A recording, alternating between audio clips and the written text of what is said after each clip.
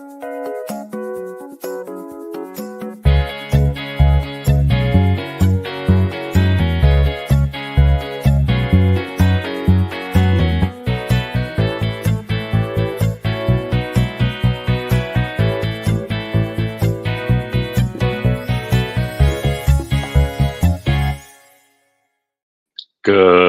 morning, everyone. It's another glorious day, beautiful day here in Tucson, Arizona. It's 8:30 a.m. on Wednesday, the 4th of October, which means it is time once again for our mindful moment. I'm Dr. Jonathan Zenz. I am the minister here, the spiritual leader, spiritual director. I'm that guy. I'm the spiritual director, or the spiritual leader at Unity of Tucson, and this is the opportunity that we take every single weekday to join together to engage in the expression of some spiritual ideas, and then to take those ideas into the formal practice of affirmative prayer. Why do I do this? Well, this is part of my spiritual practice, and I choose to do this in a consistent way because when I am consistent in my spiritual practice, what I have found is that consistency has enhanced the quality of my life. And so I share this with you and trust that it enhances the quality of your life as well. Whether you are watching live or you are watching on the replay, I would love for you to post a comment and let me know that you are here. I want to see who's joining us so far today. Sherry Hoffman, magnificent day to all. Grateful to see you, Sherry.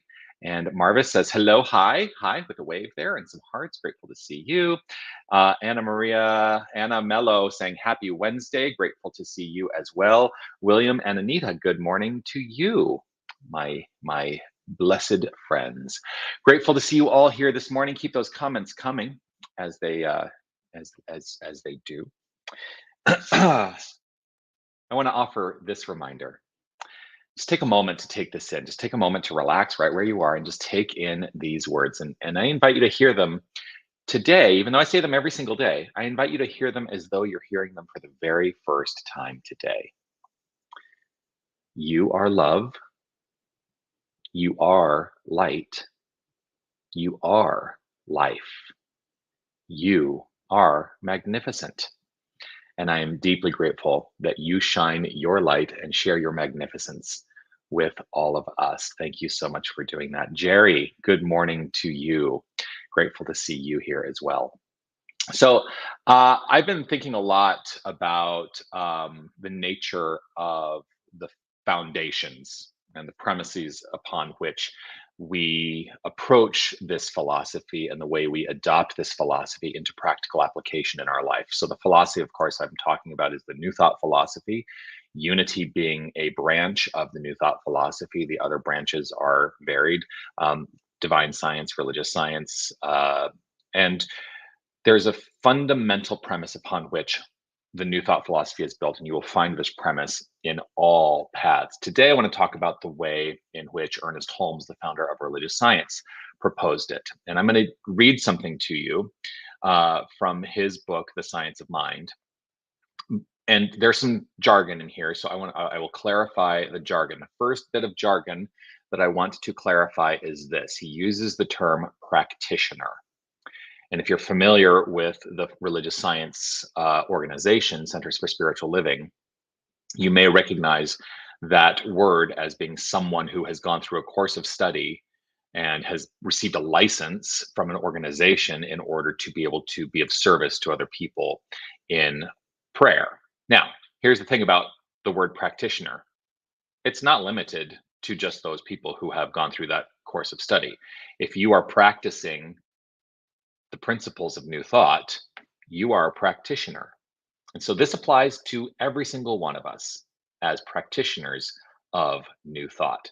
So he wrote this: it is the practitioner's business to uncover God in every man. Now, he does use gendered language here.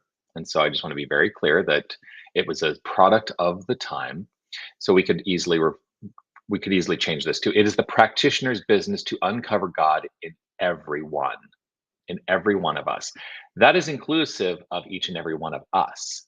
As a practitioner, my business is also to uncover God, the God essence, the creative source energy, the universal wholeness that is who I am, because I am part of everyone, right? He continues, God is not sick. God is not poor. God is not unhappy. God is never afraid. God is never confused. God is never out of his place. Again, gendered language. God is never out of place. We can just remove that word altogether. And then this is one of those big highlights. I've highlighted it in my book, and I have multiple underlines because this is an important concept.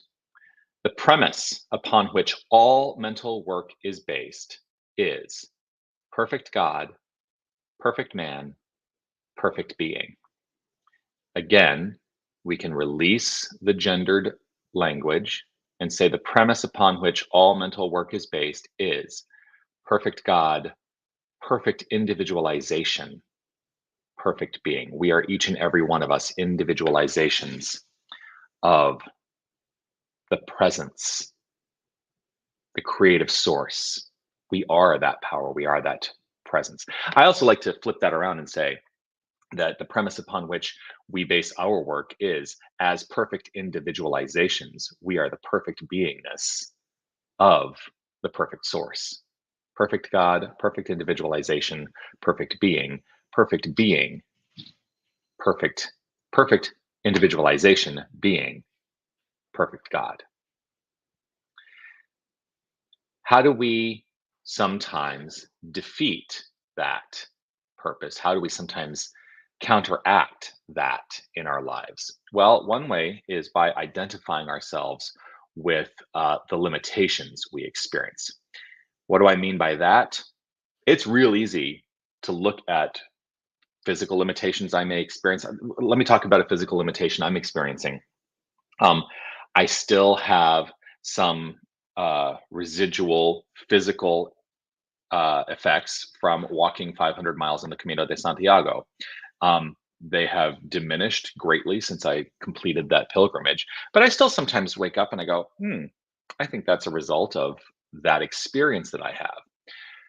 So, how do I move through that and how do I heal that? Well, first of all, I root myself in that consciousness, perfect God, perfect individualization, perfect being. And I like to say perfect beingness also.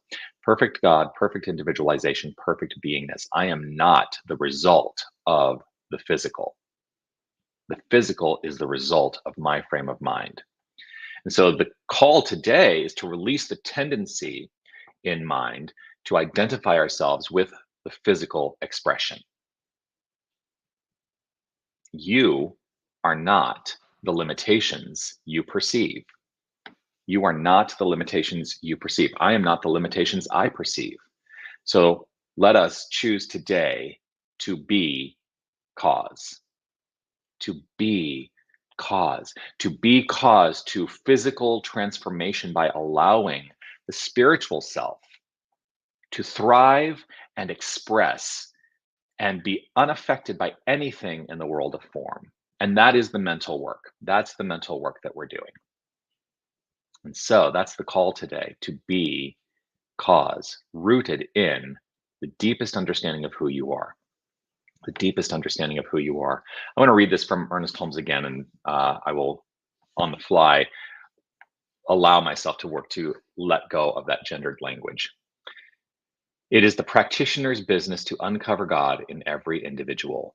God is not sick. God is not poor. God is not unhappy. God is never afraid. God is never confused. God is never out of place. The premise upon which all mental work is based is perfect God, perfect individualization, perfect being. I think that's something to take into our prayer work today. So I invite you to relax right where you are. Let's allow ourselves to simply settle in to this perfect moment. Just relaxing and allowing, releasing anything that has preceded this moment, releasing anything that we anticipate may unfold, and just being present in the present, focused on an awareness that we are the presence.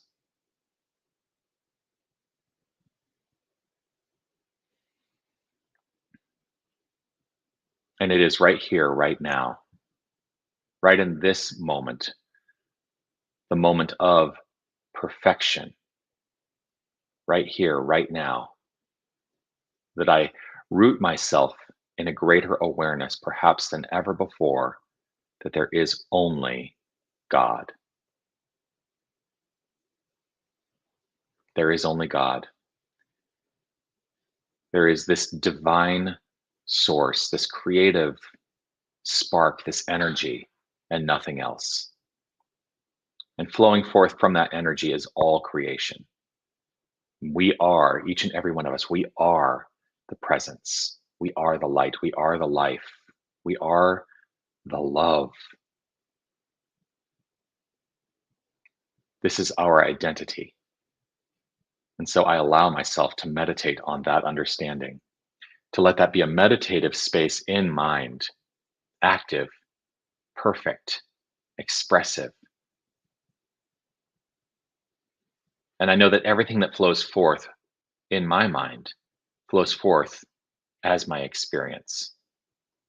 I choose to understand this in a deep way. I choose to understand this in a perfect, perfect frame of mind, knowing that my mind is the infinite mind, my individualization of the infinite mind. And so there is perfection in what is considered.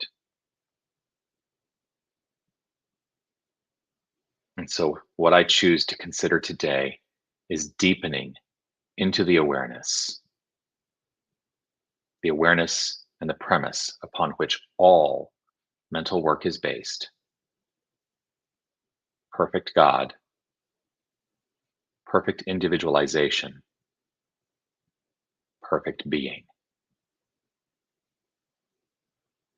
Perfect God, perfect individualization, perfect being. Perfect God, perfect individualization, perfect being. Each and every one of us is the individualization of the infinite. The wholeness of us is the expression of the infinite. Every facet of our being is divine. And so, allowing this to be the point of view from which all flows forth here and now, I welcome the constructs in the world of form rooted in that premise. Perfect God, perfect individualization, perfect being. And I choose to accept this and see nothing else or understand nothing else. Perfect God, perfect individualization, perfect being. And so it is with a grateful and appreciative heart that I allow, feeling this sense of gratitude overflowing, allowing the sense of gratitude, and I'm just simply resonating at the heart level in gratitude and appreciation. I simply let it be. I relax, release, trust this word as law. I trust this spoken word as the law, for this spoken word is rooted in a deep seated belief. And that belief is wrapped in this feeling of goodness and gratitude and appreciation. And so I trust in its perfect unfoldment. So I step out of the way and allow. And I know it beyond a shadow of a doubt. I let it be so. And I affirm it as so by saying, and so it is.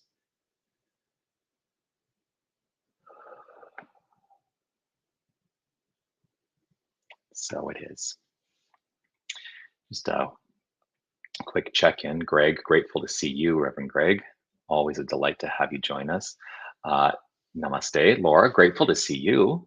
And I'm not sure who this is, but good morning. Have a magnificent day. I trust you have a magnificent day as well.